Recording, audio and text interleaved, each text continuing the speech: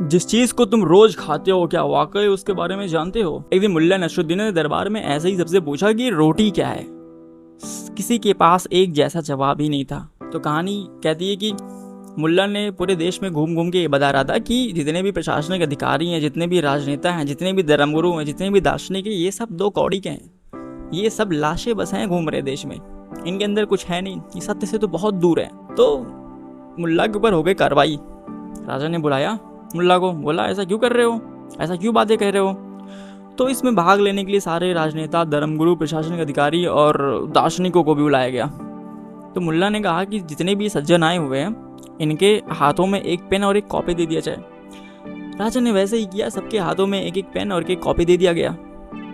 अब मुल्ला ने सिर्फ एक सवाल पूछा कि सबको लिखना है कि रोटी क्या है। अब सभी ने अपना अपना जवाब लिखा और जो जवाब लिखा वो राजा के पास पेश हुआ और पूरे जनता के सामने वो पढ़ के सुनाया गया। पहले ने लिखा कि रोटी भोजन है, दूसरे ने लिखा ये आटे और पानी का मिश्रण है, तीसरे ने लिखा ये ईश्वर का वरदान है, चौथे ने लिखा ये पकाया हुआ आटे का लौंदा है, छठवें ने लिखा ये पौष्टिक आहार है और सातवें ने लिखा कुछ कहा नहीं जा सकता।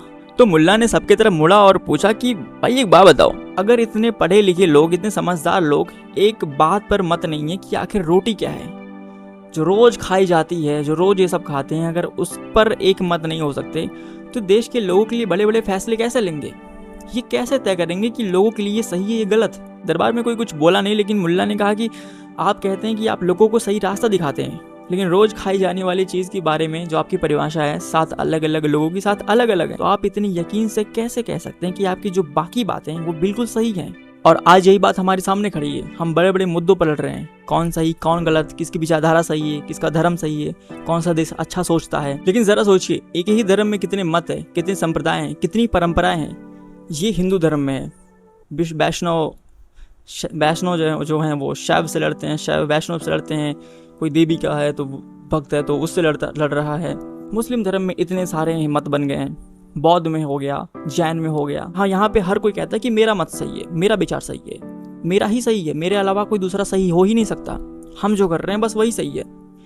और ये धर्म में सीमित नहीं, ये आप राजनीति में आ जाए, हर एक पार्टी का अपना आइडियोलॉजी है। कंट्री पीछे है, कंट्री बाद में है, अपना पहले आइडियोलॉजी है, चाहे वो बी नाम की पार्टी हो, चाहे सी नाम की पार्टी हो, चाहे एस नाम की, चाहे ए नाम की, सबकी अपनी अपनी एक विचारधारा है, अपना एक आइडियोलॉजी है, वो उसी पे चलते हैं। उनके लिए देश के लोग, देश की जनता, ये बाद में आता है, पहले इनका आइडियोलॉजी आता है, पहले इनकी विचारधारा आता है, इनका पर्सनल विचारधारा आता है। अगर आज मुल्ला नसरुद्दीन होते तो कहते भाई एक ही धर्म में इतने सारे मत हो सकते हैं, एक ही देश की इतनी सारी पार्टियों में अलग अलग आइडियोलॉजी हो सकते हैं, 7 बुद्धिमान लोग एक ही रोटी के बारे में इतने अलग अलग जवाब दे सकते हैं, तुम्हें तुम्हारी आइडियोलॉजी पे इतना घमंड क्यों है कि बस मेरा ही सही है, मैं ही सही हूँ, इसके अलावा सारी बातें गलत हैं, मैं जो कह रहा हूँ बस वही सही है। चाहे कोई धर्मगुरु हो, चाहे कोई नेता हो, चाहे कोई फिलोसफर्स हो, कोई भी हो। और यहीं फिर दूसरी तरफ आते हैं, चीन में पैदा हुआ लाओ त्सो, भारत के बुद्ध, सदियों बाद पैदा हुए आदि शंकराचार्य, कई साल बाद पैदा हुए नागार्जुन, 5000 साल पैदा हुए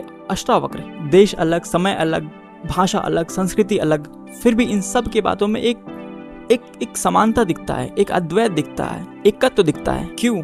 क्या इन सब ने एक साथ बैठकर डिसाइड किया था, तय किया था कि सत्य कैसा होना चाहिए?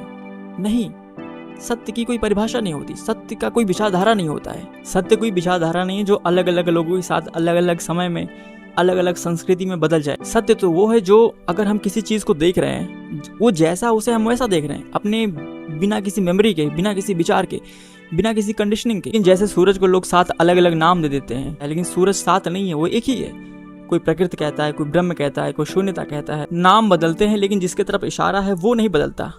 और इसी वजह से बुद्ध के मौन में, लाओ त्सो की सहजता में, ज़ेन की जागरूकता में, आदि शंकराचार्य के ब्रह्म सत्यम में, और कबीर के मोह को कहाँ ढूंढो रे बंदे में, पतंजलि की योग में, नागा अर्जुन की मौन में, हमें नाम अलग अलग मिलते लेकिन कहीं अंदर बहुत भीतर इशारा सिर्फ एक ही जगह हो रहा होता है। समस्या ये नहीं कि दुनिया में इतने सारे धर्म हैं, इतने सारे भगवान हैं, इतने सारी मत है। समस्या ये है कि जब हम उंगली को ही चाँद समझने लगते हैं, धर्म उंगली हो सकता है, किताब उंगली हो सकती है, दर्शन उंगली हो सकते हैं, भगवान उंगली हो सकता है, गुरु उंगली हो सकता है, शब्द भी उंगली हो सकता है, लेकिन सत्य तो वो चांद जिसके तरफ सब इशारा कर रहे हैं। और मुल्ला की वो रोटी हमें याद दिलाने आई थी कि सत्य एक ही है, जवाब साथ थे, लेकिन हम आज भी अपने रीतियों में, रिवाजों में, जवाबों में उलझे हुए हैं। हमारे अंदर क्लैरिटी नहीं है, अंडरस्टैंडिंग नहीं है, बोध नहीं है, होश नहीं।